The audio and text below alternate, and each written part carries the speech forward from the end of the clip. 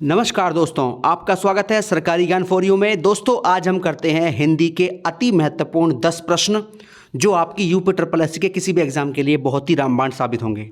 तो पहला प्रश्न है, स्वर ए और ए का उच्चारण स्थान कौन सा है? दोस्तों ए और ए का जो उच्चारण स्थान होता है वो आपका होता है कंठ तालव्य। ठीक है, और आपको बता दूं जितने भी स्वर और हैं जैसे ए और आ, इसका उच्चारण स्थान है कंठ। ठीक है, कंठ या काकल्य। और अगले स्वर हैं आपके ई, छोटा ई और बड़ा ई, इसका उच्चारण स्थान है तालव्य। ठीक है ना, तालव्य स्वर हैं ये। उसके बाद आपके स्वर होते हैं रैसे ऋषि। रैसे ऋषि आपका होता है मूर्धन्य स्वर। कौन सा? मूर्धन्य स्वर। उसके बाद आपका होता है छोटा ऊ और बड़ा ऊ, ये दोनों आपके हैं ओष्ठ्य स्वर। ठीक है, ओष्ठ्य। उसके बाद आपका होता है ओ और औ। ठीक है, ये दोनों आपके होते हैं कंठोष्ठ्य। ठीक है, कंठ ओष्ठ्य। ठीक है दोस्तों, तो ये आपके हो गए सारे के सारे स्वर और उनका उच्चारण स्थान। ठीक है, ये आपके 11 स्वर होते हैं और आपको उनका उच्चारण स्थान भी याद रखना है। तो ए और ए का हो गया आपका कंठ तालव्य। आगे चलते हैं। देखिए अगला प्रश्न है, कै गे जै फै, ये कौन सी ध्वनियां हैं? दोस्तों कै गे जै फै इन्हें बोलते हैं अरबी फारसी की ध्वनियां। ठीक है ना, बहुत ही बढ़िया क्वेश्चन है, अरबी फारसी की ध्वनियां। आगे चलते हैं। नेक्स्ट क्वेश्चन है, निम्नलिखित शब्दों में से शुद्ध शब्द को पहचानिए। देखिए आपको बता दूं, जो आशीर्वाद है ये गलत लिखा हुआ है ना। सही आशीर्वाद हम ऐसे लिखते हैं, आशीर्वाद। रे जो है वे के बाद आएगा आशीर्वाद। अध्ययन भी गलत लिखा हुआ है दोस्तों, अध्ययन सही लिखते हैं हम ऐसे, अध्ययन। इसमें 2 बार ये आएगा। तीसरा पॉइंट है आपका ऊनी, तो इसे आप लिखते हो ऊनी, है ना। सही वर्तनी इसकी ऊनी है। तो आपके जो हैं ये तीनों गलत हैं, आशीर्वाद गलत है, अध्ययन गलत है, ऊनी गलत है। सही शब्द है आपका आजीविका। तो आजीविका की वर्तनी जो है एकदम सही है। नेक्स्ट प्रश्न है, निम्न में संधि कौन सी है? मतलब एतन मुरारी में संधि कौन सी है? देखिए एतन मुरारी को अगर आप तोड़ते हो तो ये टूटता है इस रूप में, एतत, और यहां आएगा हलंत प्लस मुरारी। ठीक है, और जिस संधि में आपका हलंत आ जाए उसमें होती है व्यंजन संधि।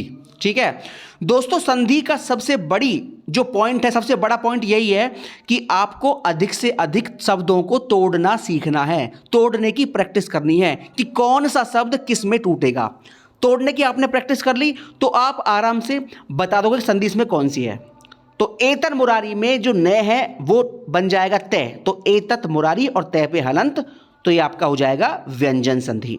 ठीक है, अगला प्रश्न है, आपको जो है इसमें सही कूट का मिलान करना है। ठीक है, तो देखिए सबसे पहला जो कूट है वो है आपका विदेश गमन।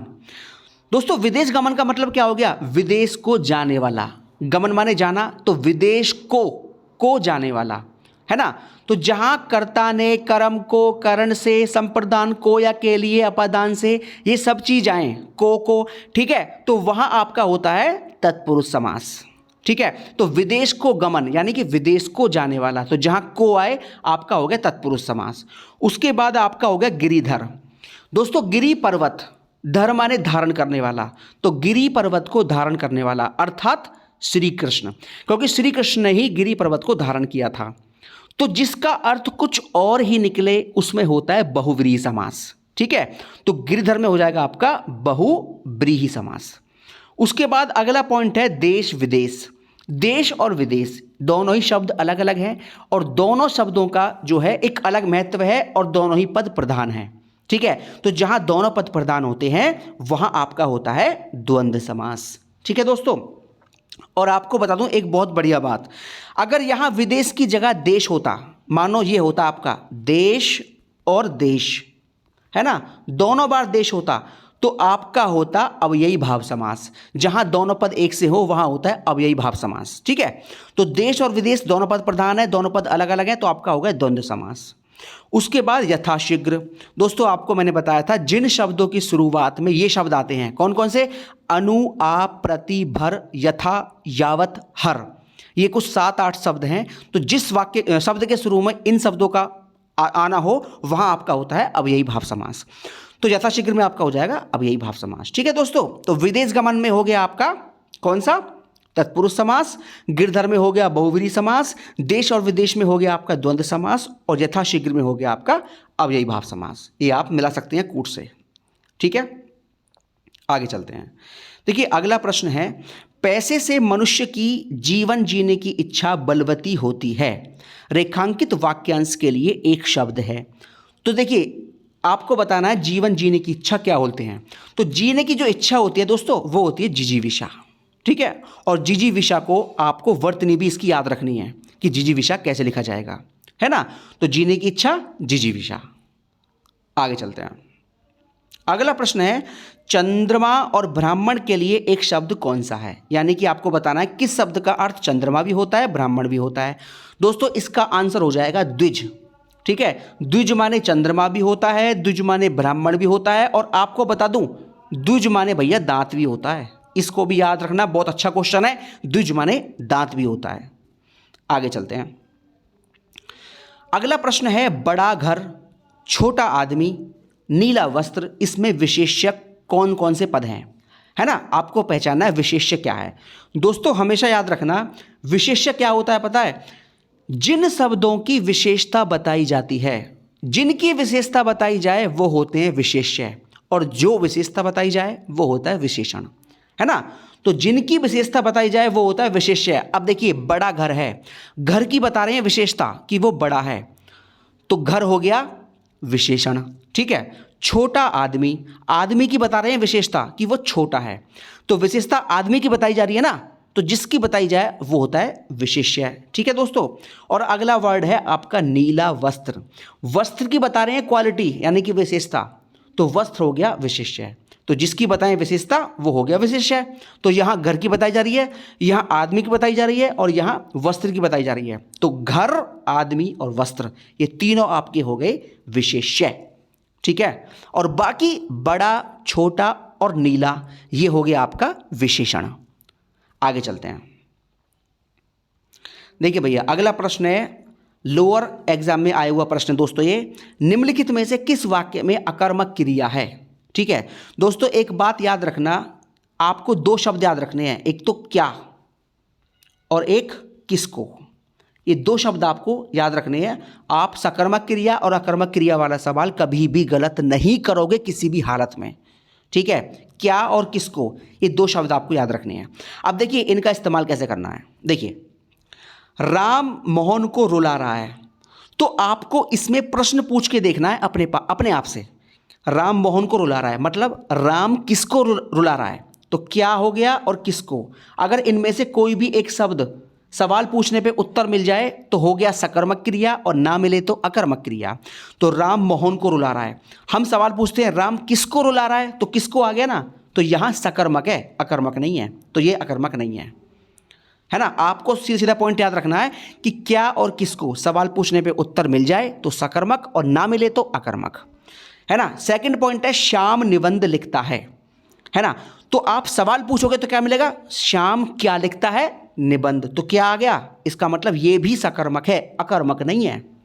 तीसरा पॉइंट है, मैं गेहूं पिसवाता हूं, तो आप सवाल पूछोगे मैं क्या पिसवाता हूं, गेहूं, तो इसका मतलब क्या आ गया, क्या और किसको इसमें से कोई एक शब्द आ जाए तो क्या हो गया, ये भी सकर्मक हो गया, ये भी अकर्मक नहीं है ना। तो क्या और किसको सवाल पूछने पे उत्तर मिल रहा है तो सकर्मक, नहीं मिल रहा तो अकर्मक। अब आखिरी में बचता है आपका ए। ठीक है, ए मतलब ए में लिखा हुआ है कि पानी बरस रहा है। तो देखिए अगर पानी बरस रहा है इसमें मैं क्या और किसको लगा के बोलता हूं तो मुझे आंसर नहीं मिल रहा।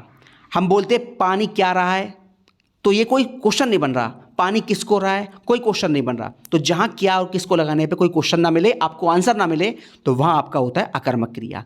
तो आपका जो है इन तीनों में तो हो गया आपका सकर्मक क्रिया, इन तीनों में, और इसमें हो गया अकर्मक क्रिया। तो इसका आपका आंसर हो जाएगा ए। ठीक है दोस्तों, आगे चलते हैं। आपका ये लास्ट प्रश्न है, इस पुस्तक को देखो यह कितनी उपयोगी है। तो आपको बताना ये कौन सा प्रकार है सर्वनाम का। देखिए याद रखना हमेशा ये 4 शब्द होते हैं। एक तो होता है यह, ये, एक होता है वह, और एक होता है वे। यह, ये, वह, वे। अगर इन चारों में से कोई एक शब्द आ जाए तो उसमें हमेशा याद रखना निश्चयवाचक सर्वनाम होता है। यह, ये, वह, वे। तो यहाँ क्या आ रहा है, यह आ रहा है, तो ये हो गया निश्चयवाचक सर्वनाम। ठीक है। और आपको बता दूं संबंधवाचक क्या होता है।